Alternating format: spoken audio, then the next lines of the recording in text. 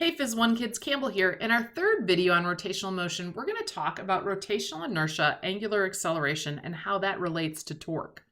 So now we're going to start rotating.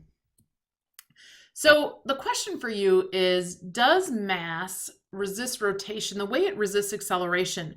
Remember in our unit on forces, Newton's second law says that acceleration is directly proportional to force and inversely proportional to mass.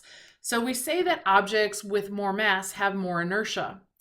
So is there a rotational equivalent to this inertia? Does mass resist rotation the way it resists acceleration? Well, in fact, that's true. If an inertia is an object's resistance to the change in motion, then rotational inertia, which we symbolize with an I, is an object's resistance to its change in rotational motion. Now, what's really interesting about rotational inertia, it's not just about mass. If we think about these two scenarios, and we're actually going to do this in class, if we put masses close to the center of rotation, so close to the hand in this case, because that's rotating this object, you'll find that it's easier to rotate the object than if I move the masses out to the end. Then it's actually harder to rotate it. So this rotational inertia isn't just about the mass, but it's also about the way the mass is distributed.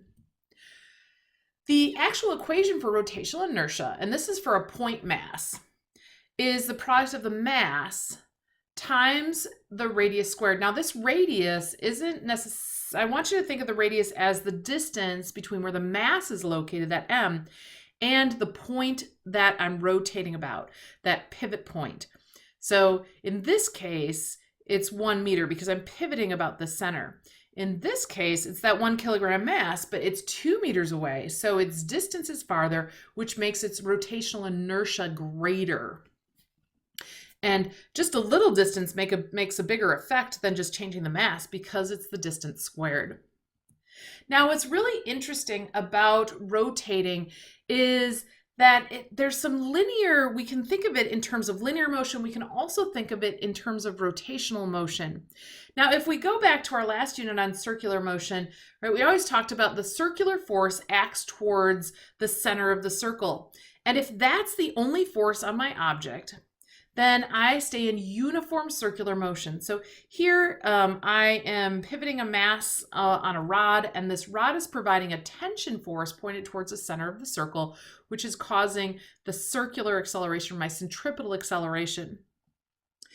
But if I apply a tangential force, this is going to apply torque, right? Because I've got force at a distance from the rotation, right? Which then, therefore, is torque. This tension force does not apply a torque, right? Because it's along that radial line, right? It's, if we did torque, which is force times distance times the sine of theta, that would be the sine of 0, which is 0. So this tension force isn't applying a torque, but this force here is applying a torque. And if there is a torque, I cause a change in the speed of this particle, which means I get acceleration.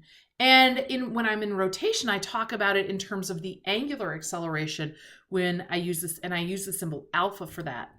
So in Newton's second law, we have these linear motion variables, A for acceleration, M for mass, F for force.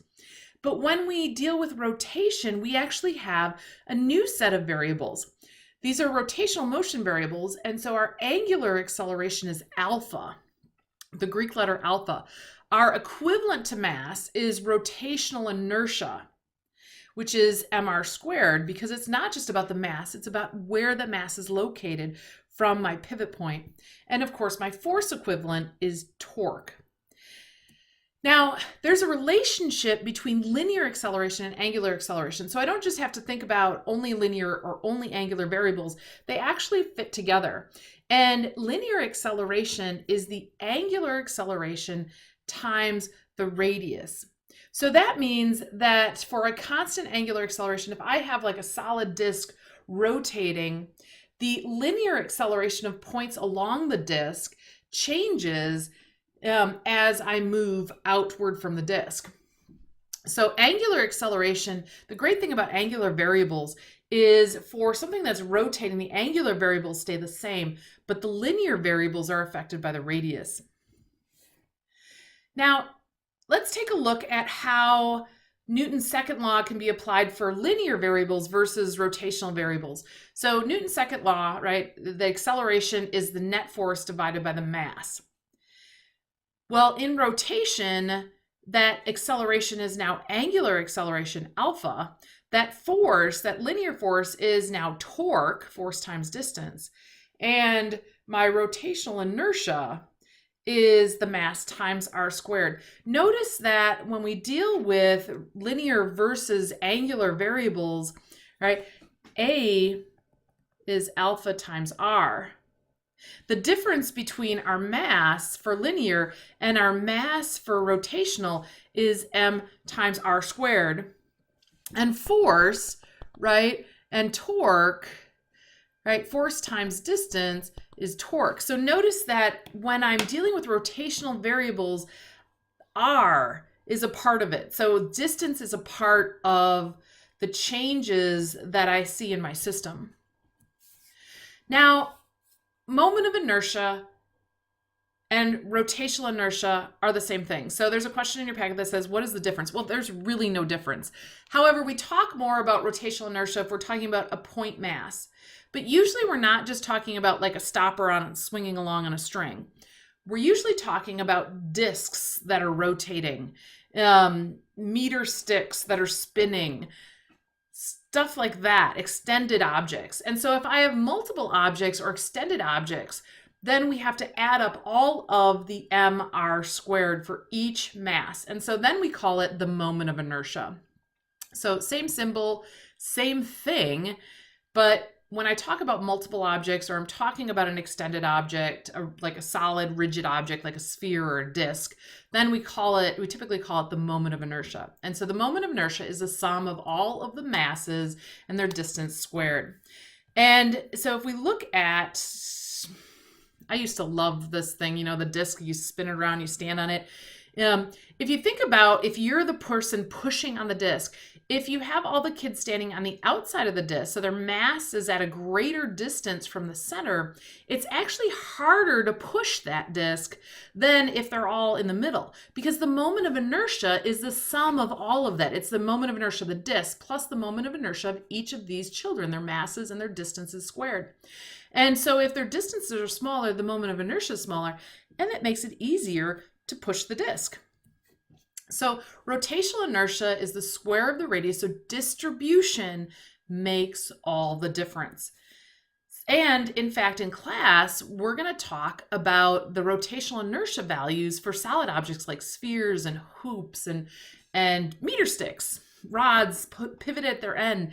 So there are a whole set of equations. You won't have to memorize those equations, but we're going to put them down in your packet because you're going to need them when you're solving problems. Now, the last thing is, so we said that angular acceleration is the torque divided by the rotational inertia, mr squared. Well, when we're dealing with extended objects or multiple objects, we use the moment of inertia, then the equation becomes the angular acceleration is equal to the torque divided by the moment of inertia. So the higher the torque, the greater the acceleration. Those are directly proportional to each other. But the higher the moment of inertia is, the lower the angular acceleration is. So if you apply the same force pushing that little playground disc, if you have a higher moment of inertia, the acceleration isn't going to be great. But if you have a lower moment of inertia, the acceleration will be higher. So same sort of thing. Acceleration is directly proportional to force, inversely proportional to mass. Angular acceleration is directly proportional to torque and inversely proportional to the moment of inertia. All right, in class, we're going to go over more extended objects and then how do we use this equation to solve problems. So I'll see you in class.